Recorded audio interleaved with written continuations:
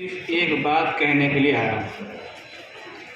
حضرات علماء کرام اپنے اپنی مساجد میں ممبروں سے اس طرح کے جتنے منکرات ہیں، جتنی برائیاں ہیں، ان سب کے خلاف قوم و ملت کو بتاتے رہتے ہیں، سمجھاتے رہتے ہیں، آگاہ کرتے رہتے ہیں۔ جو حضرات جمعہ کے بیانات سنتے ہیں وہ جانتے ہیں۔ بہت بڑا طبقہ تو وہ ہے جنہوں نے یہ عہد کر رکھا ہے، قسم کھا رکھی ہے کہ جمعہ کا بیان نہیں سننا۔ اگر جمعہ کا بیان سن لیا تو بہت سی برائیوں کو چھوڑنا پڑے گا، یا کم از کم وہ برائیاں جن کے ہم عادی ہیں ان کے خلاف کچھ سننا پڑے گا۔ اب مسجد سے باہر نکل کر یہ حضرات میدان میں تشریف لائے اور آپ کو بتلا رہے ہیں قرآن کریم اللہ کی ہمارے پاس وہ کتاب ہے کہ ہم قرآن کریم کے پروف کے ساتھ آپ کو بتلا سکتے ہیں کہ شراب حرام ہے۔ قرآن کریم کے پروف کے ساتھ آپ کو بتا سکتے ہیں کہ جوا حرام ہے۔ ہمارے پاس ایسی عظیم کتاب، آپ جس ٹاپک کو لیں اسی ٹاپک سے متعلق آپ کی رہنمائی کرے گی۔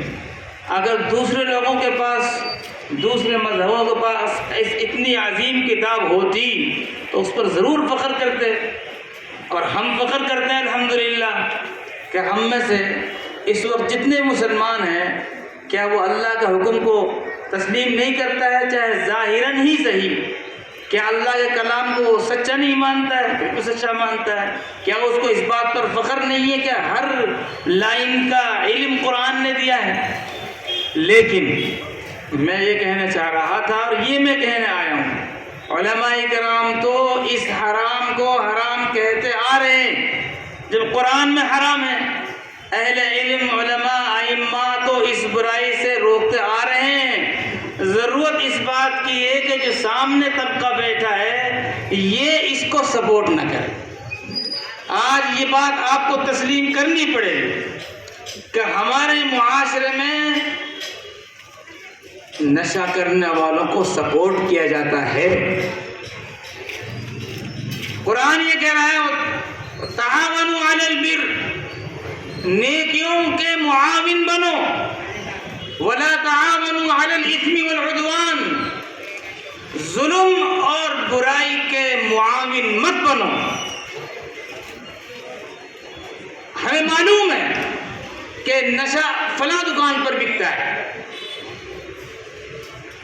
اور ہم اس کو سپورٹ کرتے ہیں، اس کو کچھ نہ کہنا یہ بھی سپورٹ ہے۔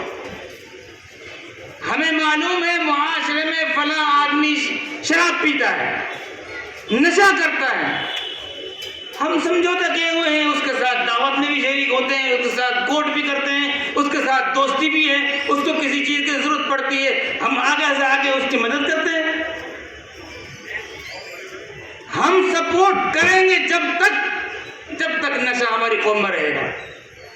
اور ایک بات اور کہہ دوں، یہ سب باتیں وہ جو آپ کے سامنے ہیں، لیکن ہم ان کو صحیح معنی میں منوان کہنا نہیں چاہتے یا سننا نہیں چاہتے۔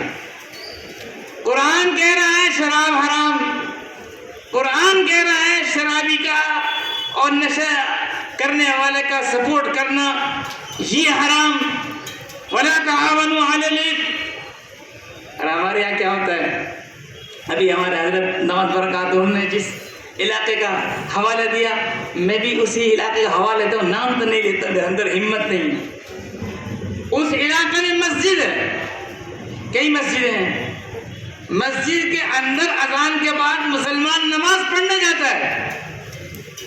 اب اندر وہ اچھی تعلیم لے کر آتا ہے، نماز پڑھ کر آتا ہے، نماز پڑھ کر جب باہر نکلتا ہے تو اس کا دل چاہتا ہے کہ میں صدقہ کروں، تو صدقہ کرنے کے لیے اس کو کوئی اور غریب نظر نہیں آتا۔ برابر میں ہوٹلیں، وہی لوگ نشے میں دودھ بیٹھے ہوئے ہیں، انہی شرابی کو صدقے کا کھانا کھلاتا ہے کہ بھئی یہ شرابی کہیں بھوک سے مر نہ جائیں، یہ زندہ رہیں، ان کو کھانا کھلاؤ، ان کو رضائی اڑاؤ، ان کو کپڑے دو، سپورٹ کرو ان کو۔ ان کو اپنے رشتہ داروں میں غریب نظر نہیں آئیں گے، ان کے اپنے محلوں میں غریب اور بھوکے نظر نہیں آئیں گے، ان کو مسلمانوں میں یا غیر مسلموں میں پسماندہ طبقے میں کوئی غریب نظر نہیں آئے گا۔ ان کو غریب نظر آئے گا تو وہ نماز پڑھے گا اور شرابیوں کو صدقہ کے کھانا کھلائے گا۔